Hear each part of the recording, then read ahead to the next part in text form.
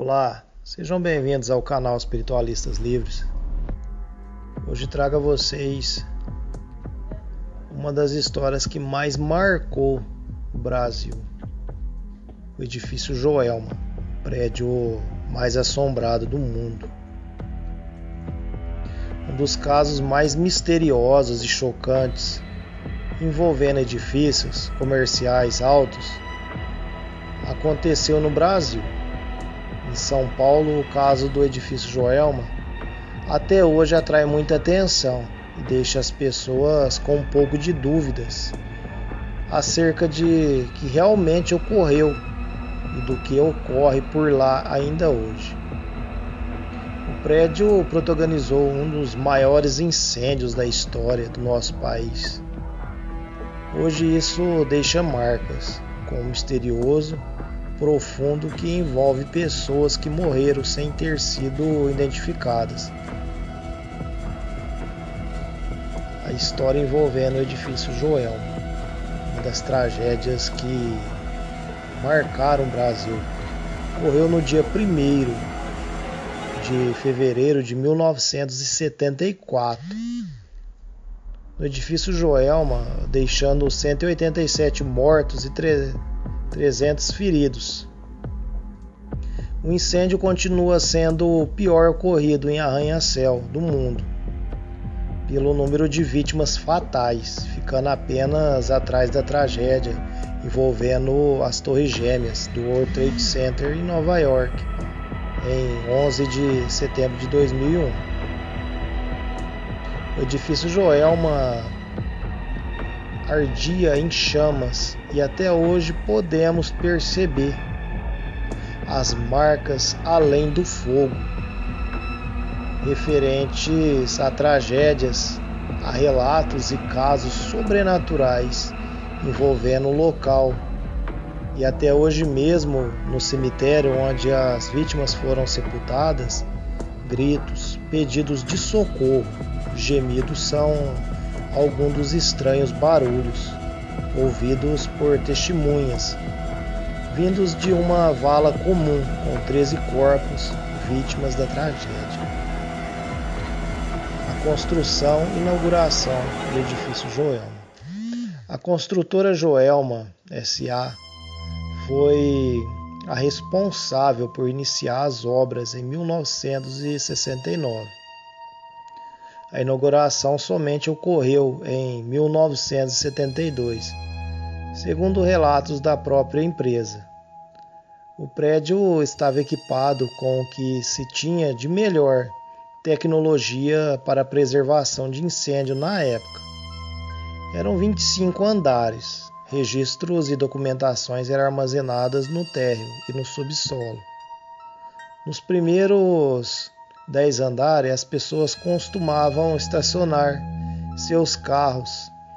Finalmente, no 11º ao 25º, ficavam os trabalhadores e executivos nos escritórios. O incêndio ocorreu em uma sexta-feira, por volta das 8h50, após um curto-circuito elétrico em um ar-condicionado no 12º andar do edifício, de 25 andares, recém-construído na época. Embora fosse um dos maiores prédios de São Paulo, onde diversos trabalhadores frequentavam todos os dias, o local não tinha nenhum suporte em caso de incêndio. Por exemplo, não havia saídas de emergência ou alarmes de incêndio. Um funcionário ainda tentou usar um extintor portátil, mas ele se deparou com um cenário desesperador. Muito calor, cerca de 700 graus, e muita fumaça, já com o foco se alastrando pelo forno. A notícia do incêndio ocorreu rapidamente pelos corredores do local, fazendo que quase 800 pessoas que estavam no edifício Joelma entenderem que não se tratava de um simples problema. O corpo de bombeiros demorou cerca de 20 minutos para chegar no prédio Infelizmente, por conta dessa demora, o fogo atingiu os andares superiores. O que estava no 11º andar tiveram tempo de escapar das chamas e da fumaça. Porém, os que estavam nos andares acima encontraram diversos obstáculos para sair, incluindo as escadas cobertas pelo fogo. Além da multidão que se formava nos corredores, os vidros se quebraram e o incêndio acabou com o oxigênio que se acabava. O que muitos não sabem, por falta de registros audiovisuais, foi que 13 pessoas conseguiram, em meio a chamas e fumaça, chegar até um dos elevadores que ainda funcionava. A maioria deles já estava quase entrando em colapso, por estarem desidratadas e por terem inalado muita fumaça. A esperança dos 13 era de conseguir chegar aos andares abaixo, onde o fogo não estaria tão forte, porém o elevador, embora não tenha desabado, ficou pendurado. Quando perceberam que não tinha mais saída e que provavelmente ninguém conseguiria ajudá-los, pela força das chamas, os 13 decidiram se abraçarem com o último gesto de suas vidas. Os seus corpos foram achados após os bombeiros controlarem o fogo. De acordo com relatos que trabalhou na época, na operação, a cena em questão foi muito forte, pois os corpos estavam irreconhecíveis. Muitos deles haviam se fundido à parede de metal. Os 13, por fim, foram enterrados lado a lado, no cemitério de São Pedro.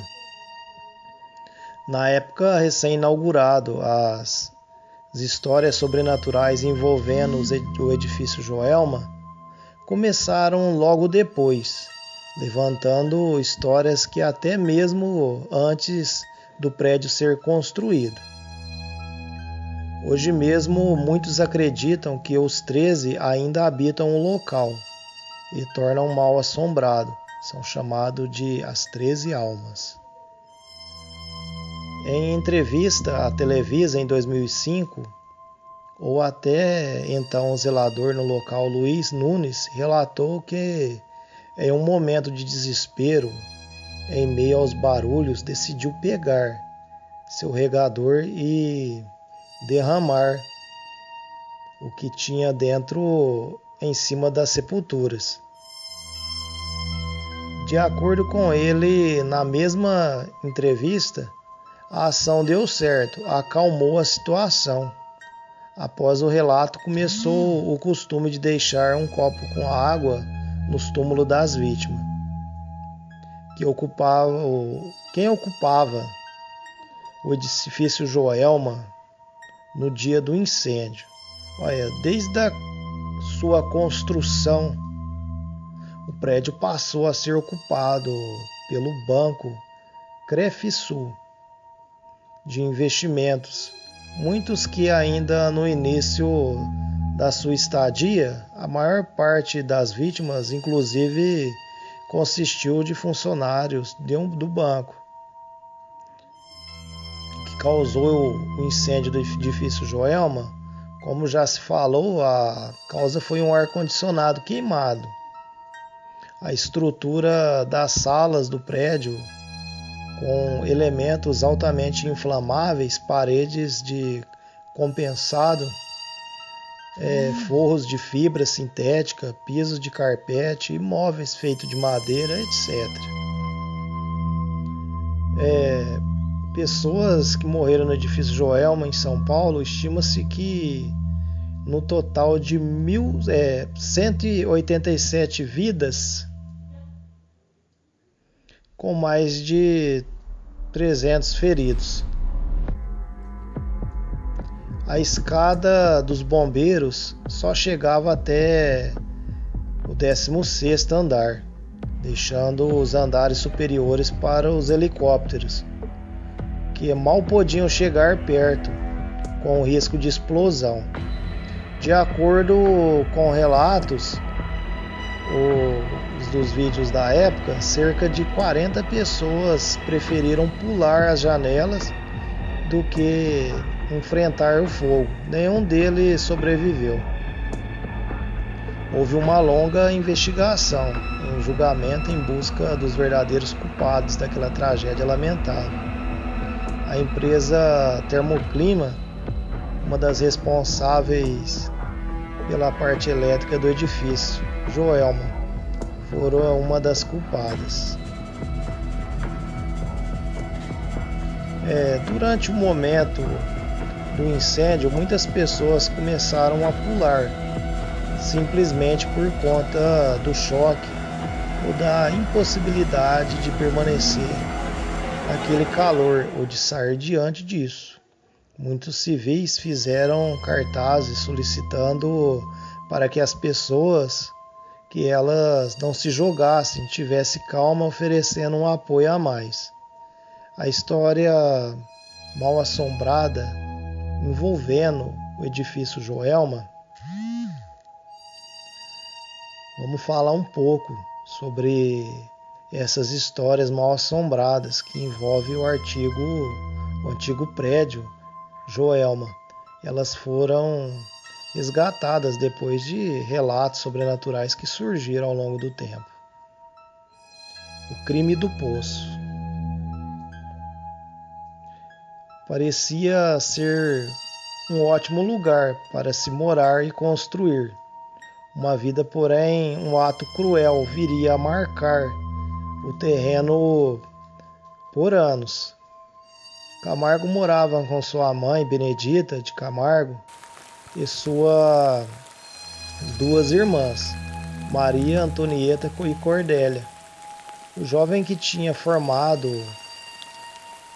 há pouco tempo em Química pela USP, Universidade de São Paulo, despertava estranheza em seus vizinhos por conta de seus comportamentos.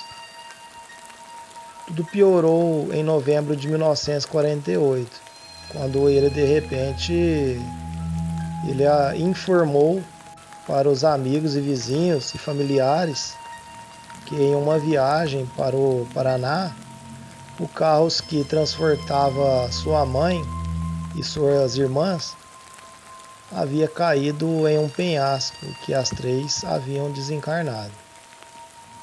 No entanto, em visita, seu irmão Carlos começou a desconfiar da história, pois Paulo contava em detalhes a história, sempre com pontos diferentes. Além disso, não havia informações reais e concretas sobre o acidente, além de não ter corpos para comprovar.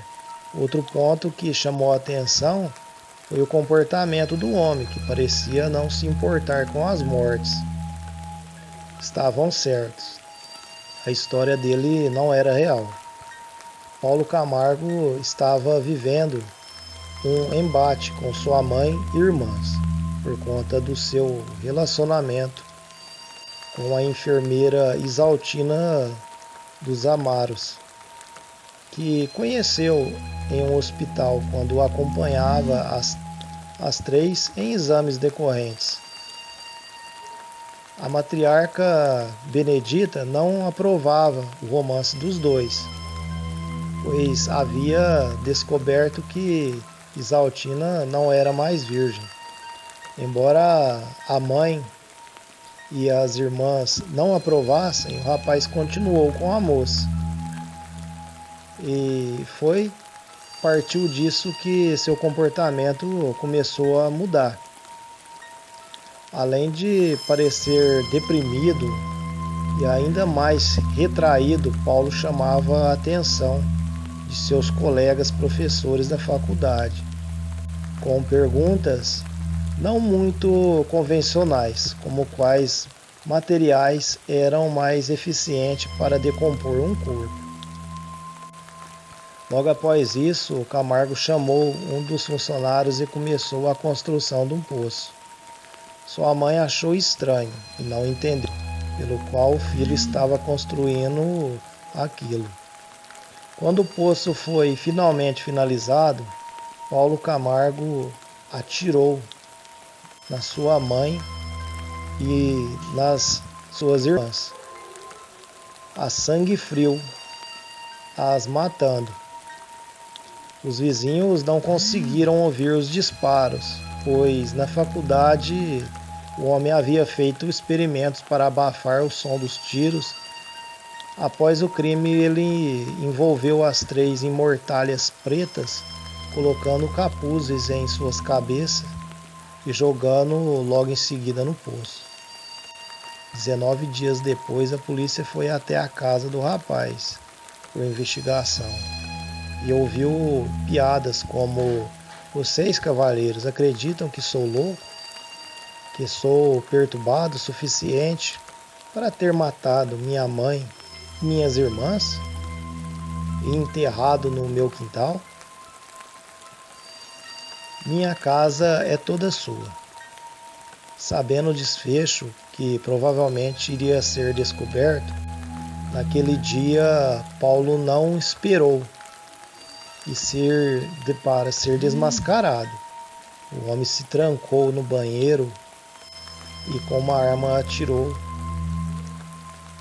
contra sua própria arma, que ele atirou contra sua irmã e irmão, ele atirou contra o próprio peito.